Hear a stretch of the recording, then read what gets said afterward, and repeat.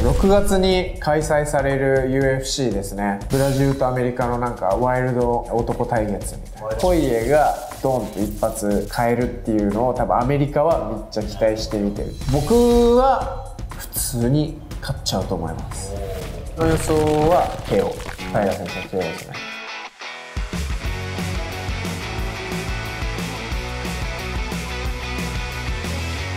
Welcome to リニアチャンネル。リニアチャンネルです。今日はね、6月に開催される UFC ですね。302とファイトナイト。ここには日本人の平達郎選手が登場します。また、6月末に開催される UFC303 ですね。日本人から鶴谷選手とメインイベントにはコナー・マクレガーの復帰戦がありますんで、そちらについてもまた後日別の動画で話しますので、お楽しみください。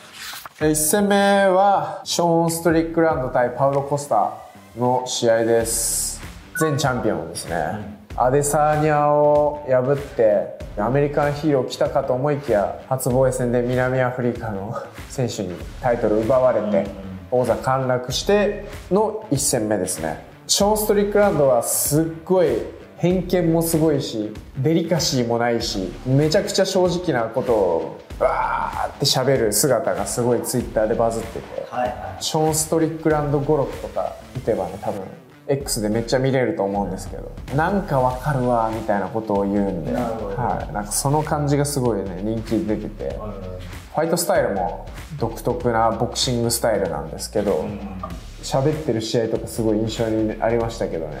ラスト10秒だぞ、いいのかジャックとかチャンピオンになったんですけど、彼はアデサーニャ倒して、そこも勢いでいったというか、結構オマリー的にいった部分があって、間にいるウィテカーとかパウロ・コスタとかとはあんま試合してこなかったんで、その辺と一発目交わるっていうのがすごい楽しみですね。パウロ・コスタはこの間はウィテカーに負けたのか、ウィテカーに負けたけど負けてないよっていうような内容で、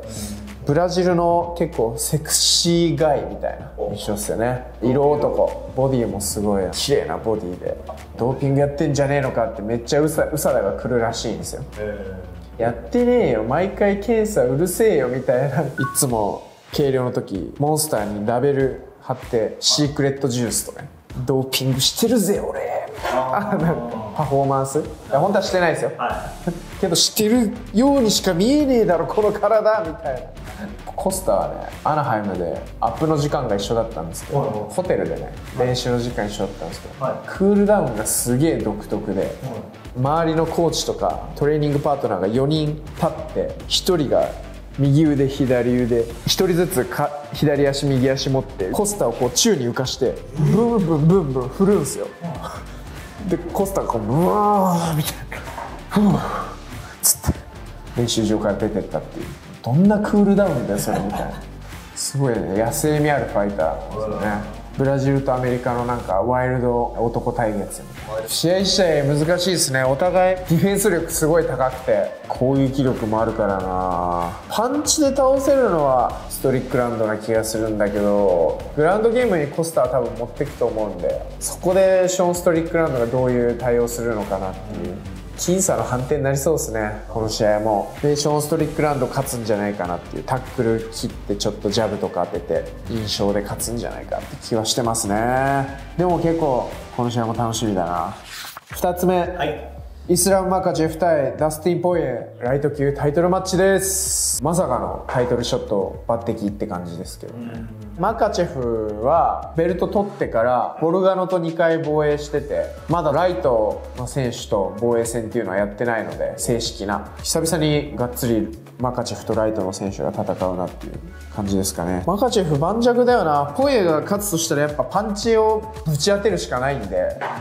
マカチェフの構えも綺麗だし、当てるのはやっぱ相当難しいとは思いますけどね。でも当てたらっていうのはありますね。ヌルマゴは多分当てやすいけど、当てても来るぜこれみたいな感じあったんですけど、マカチェフは一回行ったところ合わされて視神経をされてますから、その感じっていうのは多分持ってると思うんで、よほどタイミングよく来たところ合わせれば王座逆転もありますね。そこまでにどんな仕掛けを張れるかっていうことですよね。ポイエが勝つなら3ラウンド目以降、みんなはそれを見たいんじゃないかな。この試合はマカチェフの盤石さが見たいっていう人もやっぱいると思うんですけど、ポイエがドンと一発変えるっていうのを多分アメリカはめっちゃ期待して見てる。やっぱポイエ持ってるんで、期待も込めてタイトルショットが組まれたんじゃないかっていう、言ってほしいなっていう思いもあるけど、やっぱロシア人の隙のなさ、寒いとこでどうやって生き延びていくかを毎日考えてるやつらはもう目が違いますから、生きるための目してるんで、そこにねいろんな仕掛け張って当てれるか、それともマカチェフが飲み込むのか。マカチェフはストライキングでもグラップリングでも多分制せると思うんで、やっぱチャンピオン有利は揺るがない。それででもそのポイエが実際ひっくり返したとしたらかなり盛り上がる。ホワイトハウスが揺れますね。トランプがバーンってなるっすよ。ケージまで上がってきちゃうかもしれないです今回。最後3つ目、平達郎選手対アレックス・ペレス UFC ファイトナイトのメインイベントです。もともとキム・エリオットそことやるってなってて、僕はそこどうなりますかっていう話を格闘キャストのシンさんと話したんですけど、見事にお蔵入りになって、でジョシュア・バン選手との試合になったわけじゃないですか。ジョシュア・バーン選手をちょっといい選手来たなみたいな感じだったんですけど、そこも変更になってアレックス・ペレス選手になったっていう感じですね。僕は普通に勝っちゃうと思います。平達郎選手勝っちゃうと思います。有利と僕の中ではね、圧倒的有利。どっちかっていうとジョシュア・バーン選手の方が嫌だったかなっていうふうには思いましたね。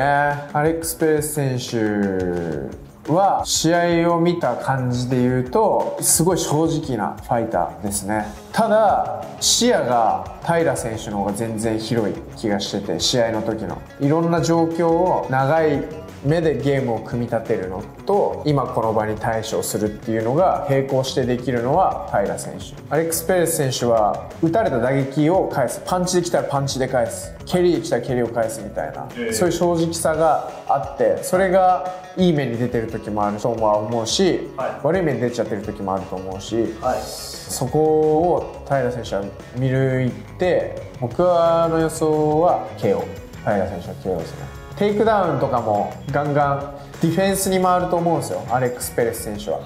平君がタックルとか仕掛けていって、そこにもこう意識生かせてこう打ち抜くチャンスが出てくるんじゃないかなっていうのはめっちゃ思いますね。アレックス・ペレス選手は、ランキングでいうと5位です。5位ですね。っていうことはそこでもし平選手が、KO なんかで勝った日にはランキングとしてはタイトルショットもワンチャン全然あるし、少なくともその前哨戦っていう話にはなるんじゃないかなと思いますね。だし今のフライにいないキャラじゃないですか、日本人っていう。ずっとブラジルアメリカブラジルアメリカ、そこに1人ロシアがいてみたいな感じだから、挑戦させたくなるんじゃないかなと思いますけどね。今回その2017年の岡見雄志です日本大会かな、 UFC の大会ぶりのメインカードでの試合っていうことなんですけど、これもすごいことなんです。すごいですよね。メインになるとポスタードンって顔乗るんで、かっこいいですよね。ポスターの仕上がりとか楽しみですね。まあアレックス・ペレス選手レスリングすごい上手なんで、戦いの場をやっぱ選べるというか、それが打撃やべえこいつと思ったらタックルって寝技いけばいいし、寝技と戦いたくねえなと思ったら切ればいいしっていう中で、平君やっぱ両方うまいんで、最初に打撃でしっかり距離をコントロールして戦って、その中でテイクっていうことを見せていけば、テイクできなくてもディフェンスに回らせさえすれば、それがフェイントになって選択肢が増えて打ち抜いたりとかするんじゃないかなっていう気はしてますね。みんなでぜひ応援したいですね。鶴谷君とかね、こういうの見ると「どっちなんですか?」って言ってくると思う。あ、そっか、みんな頑張って、そうみんなでやろうぜ、頑張ってほしいですよ。純粋にね、日本人には頑張ってほしいんじゃないですか。そう、いやもう本当そうですね。やっぱみんな元気になるんでね、周りが。日本で育って日本の空気吸って、日本でご飯食べて、日本のいろんな方の思いに僕はこう助けられて生きてきたので、それは恩返ししたいじゃないですか。なんで僕も含めてみんなで頑張ろうぜって感じですよ、僕は。以上が6月開催の UFC 自分が楽しみにしているカード3つでした。平君頑張れ。ご視聴ありがとうございました。最後まで見てくださってありがとうございました。チャンネル登録といいねボタンよろしくお願いします。プレゼント企画、はい、すごい数のコメントを今までで一番もらってるんですね。はい、それのフォームも返ってきてて、はい、いろんな言葉を聞いてる見てるんですけど、はい、